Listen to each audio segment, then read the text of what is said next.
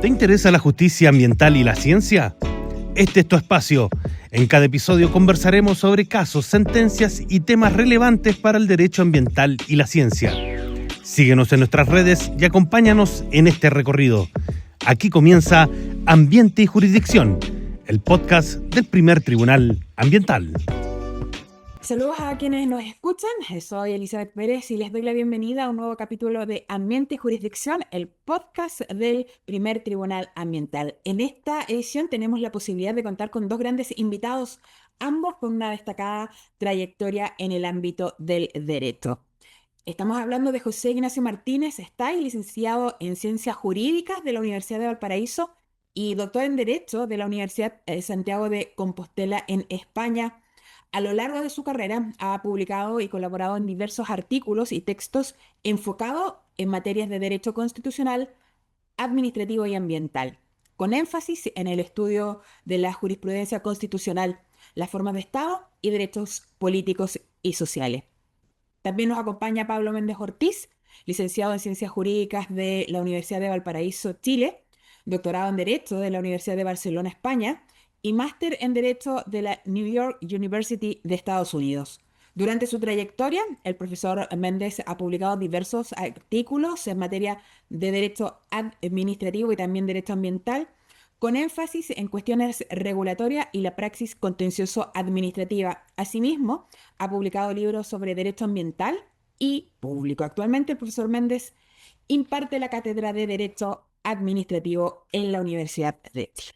Vamos a partir entonces primero agradeciendo a ambos y dándoles la bienvenida a Ambiente y Jurisdicción, el podcast del Primer Tribunal Ambiental. Gracias, profesor Méndez, profesor Martínez. Un gusto, Elizabeth. Buenas tardes. Gracias, Elizabeth. Profesor Martínez, nos gustaría partir con usted preguntándole en términos de tutela constitucional y el contenido de los actos administrativos, si usted cree que en el futuro el recurso de protección puede seguir en nuestro país como una alternativa preferible por el regulado frente al control de los tribunales especiales.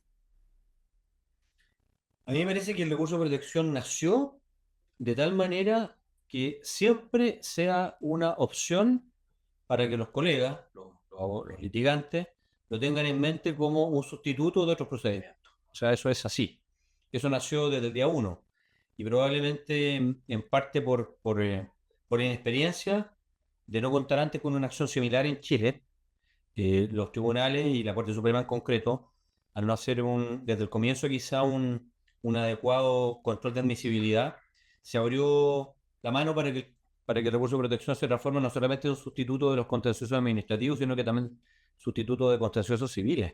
Y a mí me da la impresión de que en la medida de que no haya cambios o modificaciones en esta materia, en el seminario hablábamos con Pablo de la posibilidad de que a lo mejor incluso el recurso de protección o lo que actualmente entendemos como recurso de protección medioambiental se traspase la jurisdicción ambiental, que sería quizás la única forma para lograr que no estuviese en mente de los operadores jurídicos, de los litigantes en concreto, la posibilidad de acudir a la protección. Profesor Méndez, ahora sí, muchas gracias, profesor Martínez. Considerando las dificultades que hay en el diseño de la institucionalidad ambiental, ¿podrían los tribunales ambientales encontrar formas procesales estandarizadas para mejorar el ejercicio de su jurisdicción? Interesante la pregunta, porque yo creo que es una pregunta de cualquier tribunal, de cómo encontrar fuentes que ayuden a estandarizar sus decisiones. Ahora, no sé si la pregunta se refiere a buscar mejoras procedimentales en sus procedimientos que ayuden a esa lógica, o bien herramientas extrajurídicas. Si son las primeras, me imagino ahí los tribunales y la jurisprudencia en sí siempre ha tenido la capacidad de ir mejorando la forma en que se aplican las leyes. Una forma que yo creo que podría ser bastante buena es, por ejemplo, la instauración del litisconsorcio necesario pasivo. Hay casos de reclamos ambientales que, que de manera evidente atañen también a otras personas, al titular del proyecto, al denunciante, etcétera, y me parece que una buena forma de ir estandarizando decisiones en el sentido de asegurar, de garantizar la seguridad jurídica, es que esas sentencias, antes de ser dictadas naturalmente, están puestas en conocimiento de todos los potenciales afectados. Si estamos hablando de lo segundo, de lograr mediante mecanismos extralegales esta suerte de estandarización, también con el profesor Martínez hablábamos hace un momento atrás que en nuestra cultura jurídica se perdió una tradición que era muy, muy rica de publicar en revistas, y comentarlas. En ese sentido, puede ser interesante retomar esa tradición que hemos perdido y que viene del siglo XIX acá en Chile, o si no antes, eh, pero puede ayudar también a mejorar la labor de la judicatura ambiental, bueno, y también en otros ámbitos, sin duda. Muchas gracias, profesor Méndez. Profesor Martínez, si nos pudiera contar quizás cuáles son los riesgos que implica tener dos vías judiciales para impugnar decisiones administrativas en materia ambiental. Yo creo que los riesgos vienen dados, al menos en lo que yo veo, en primer lugar, por el hecho de que cuando uno se salta la especialidad, esto también es una cuestión que salió en el seminario, Pablo lo dijo yo creo que muy bien durante el seminario, más que los problemas procedimentales, los problemas son los problemas de la especialización de la composición de los tribunales ambientales.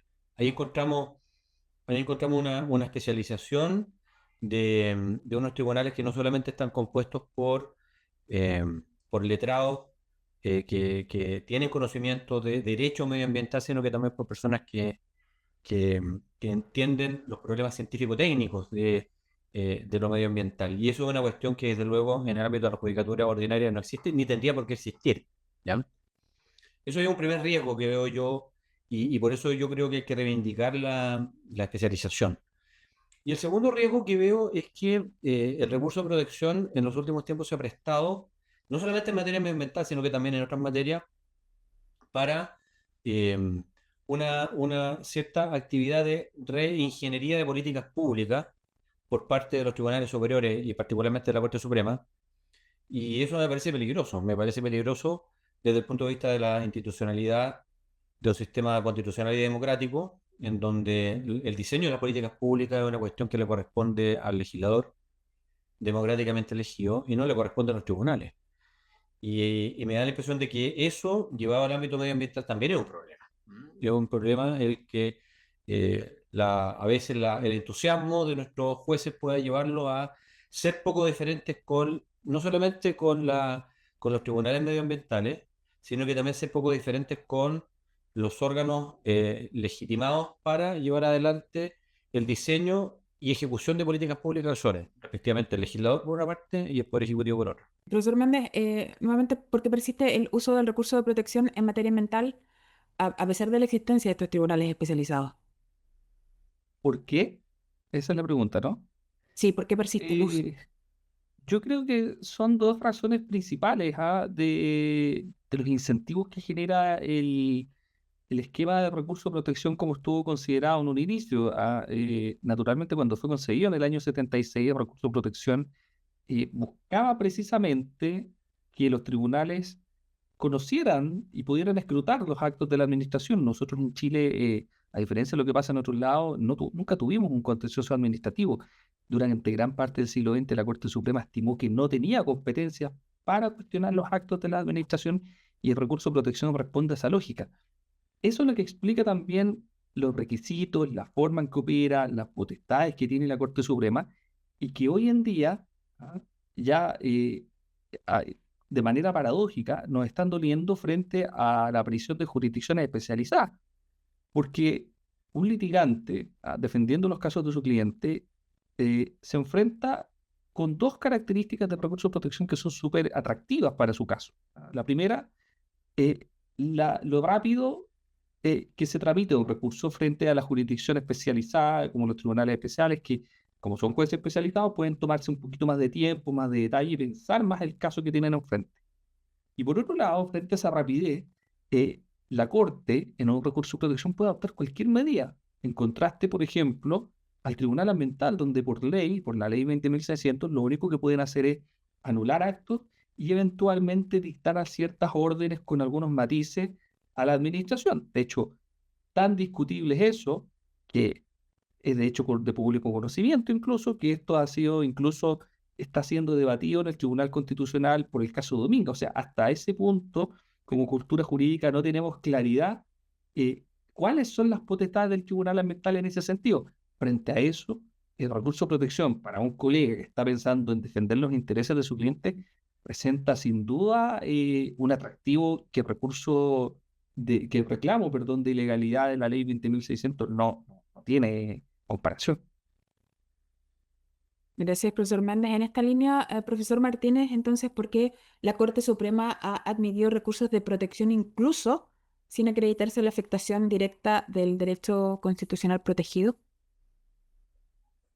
Bueno, yo creo que se trata de un tema complejo porque claramente, como decíamos al comienzo, el sometimiento al derecho es una exigencia que la Constitución hace no solamente respecto al Poder Legislativo y el Poder Ejecutivo, sino que también a los jueces, ¿no?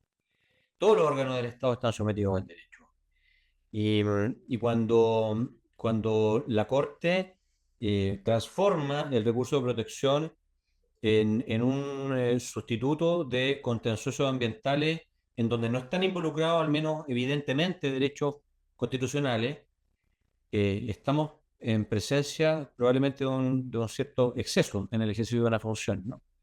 De una actuación que si lo lleváramos al ámbito del derecho administrativo clásico podríamos denominar ultravires, ¿no? Lo que pasa es que hablar del ultravires en el ámbito judicial es un poco fuerte, pero probablemente yo creo que es un tema de volver a la prudencia, ¿eh? Yo creo que nosotros, por eso lo hablábamos con Pablo en el seminario, la importancia de que desde la academia, cumpliendo los roles que nos corresponde a los que nos dedicamos a la universidad, volvamos a esas viejas y sabias prácticas de hacer comentarios respetuosos de jurisprudencia, que son una cuestión que siempre fue muy valorada por los tribunales, en general, y por todos los operadores jurídicos. Yo creo que hoy en día hemos ido abandonando un poco esa práctica tan buena, entre otras cosas también por exigencia burocrática, ¿no? Todos los que nos dedicamos a la universidad tenemos que cumplir con una serie de requerimientos para cumplir con exigencias en materia de investigación, publicar artículos científicos en revistas indexadas, en fin. Claro, y eso hace que uno priorice cosas que lamentablemente, a lo mejor desde el punto de vista práctico, son incluso hasta menos relevantes, ¿ah? Yo soy el primero en reconocerlo, pero me da la impresión de que debemos hacer todo el esfuerzo por volver a esas viejas prácticas y buenas prácticas, de no desatender y de tener constancia en poner en escrutinio a las decisiones de los tribunales desde un punto de vista técnico. En este contexto, profesor Méndez, ¿cuál ha sido el rol de la Corte Suprema en la coexistencia del recurso de protección y los tribunales ambientales? Bueno, lo conversábamos también recién. La Corte Suprema indudablemente juega un papel tanto por vía de recurso de protección y por vía de reclamo de ilegalidad ante tribunales ambientales. En ambos casos va a terminar conociendo, pero la diferencia es que en un caso va a tener que ponerse la toga del juez de apelación, que en el caso de la protección, y en el otro va a tener que ponerse la toga del juez de casación, que en el caso de los reclamos de tribunales ambientales. Desafortunadamente, ese trabajo no es tan mecánico y a veces pareciera que la Corte se confunde un poco, a veces conociendo de casaciones donde va más allá de los meros vicios de legalidad o al menos con la especificidad con la que aborda otros temas, donde sí mira los aspectos de legalidad de la sentencia que revisa. Pareciera que los temas ambientales, precisamente por el sistema recursivo como está considerado, es un mundo nuevo. Ahora, la Corte también ha sido la principal actora en cómo esta coexistencia normativa de ambas acciones jurisdiccionales se ha ido desempeñando en la práctica, desde una primera etapa recién publicada y promulgada la Ley de Tribunales Ambientales durante el año 2013-2014. La Corte Suprema abordó prácticamente una deferencia absoluta a esta nueva jurisdicción, pero después con el tiempo eso ha ido cambiando. No necesariamente porque eso sea culpa de la Corte, ¿ah? Tampoco acá no se trata de buscar culpables, sino que también muchos de los diseños institucionales de la propia Ley de Tribunales Ambientales no fueron los más afortunados.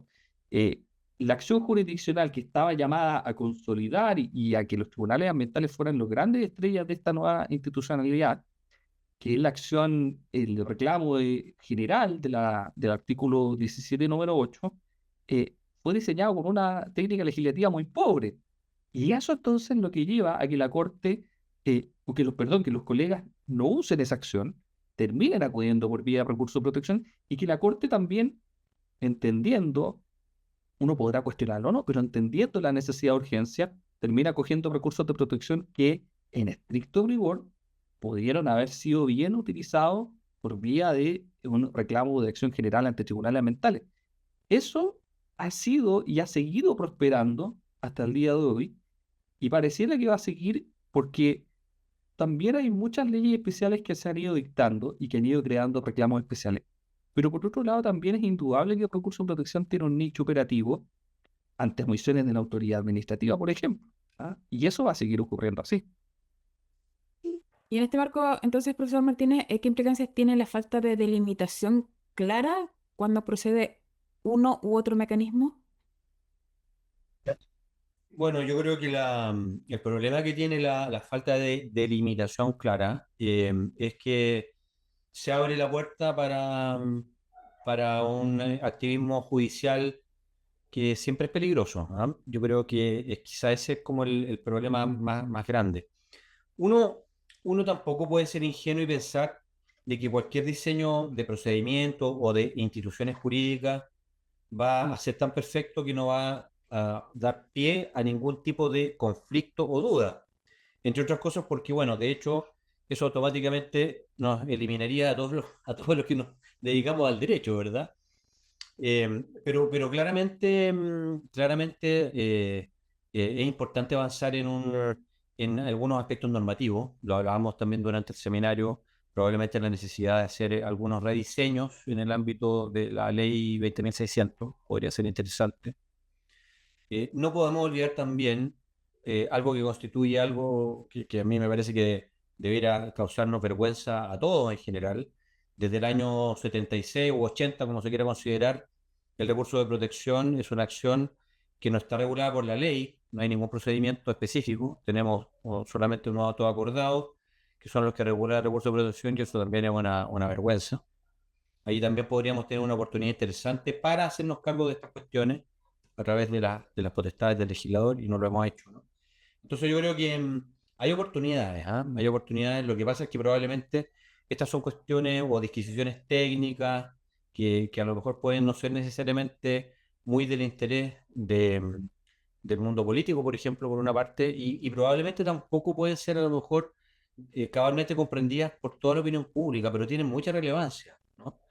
Entonces, a lo mejor no por no estar en las encuestas no son relevantes, son temas muy relevantes y a lo mejor, por eso decía yo que nosotros desde la academia debemos hacer el aporte para que estas temáticas y esta actividad que desarrolló el Tribunal Medioambiental me parece que es muy relevante en esta materia, es un gran aporte. Es poner en el tapete temas que son relevantes, a pesar de que a lo mejor no son estadísticamente importantes, ¿no? Desde el punto de vista de la opinión pública o desde el punto de vista de los intereses políticos. Muchas gracias, profesor Martínez. Finalmente, profesor Méndez, preguntarle si es posible una coexistencia eficiente entre el recurso de protección y los tribunales ambientales, o quizás usted ve como inevitable una unificación institucional. Sea, en lo posible deberíamos propender a una unificación, pero eso debería ser un ejercicio pensado, como dice el profesor Martínez. Oportunidades hay, oportunidades de mejorar la ley de 20.600, oportunidades de dictar por fin un código de procedimiento constitucional, que ha habido proyectos en mente, pero que nunca han prosperado. Pero mientras tanto, o sea, puede ser positivo tal vez, pero solamente de manera condicionada, mientras especialmente mientras el recurso de protección tenga un nicho operativo muy definido, que hoy no lo tiene. ¿Ah? Solo si se da esa condición, que de nuevo ahí la que está llamada a establecer criterios claros son las Cortes de Apelaciones y la Corte Suprema. Solo si esa condición se da, uno podría estimar como algo beneficioso que pueda todavía mantenerse el recurso de protección como una acción de tutela de derechos fundamentales. Mientras eso no ocurra, va a seguir generando caos, ¿ah? Y va a terminar generando lo que hoy hace, que es una suerte de forum shopping entre los abogados litigantes en materia ambiental. Muchas gracias, profesor Méndez. a los dos porque de verdad nos entregaron antecedentes y un análisis muy valioso en términos ambientales, que es lo que nosotros queremos entregar a quienes siguen nuestro podcast. A ambos, muchas gracias por acompañarnos.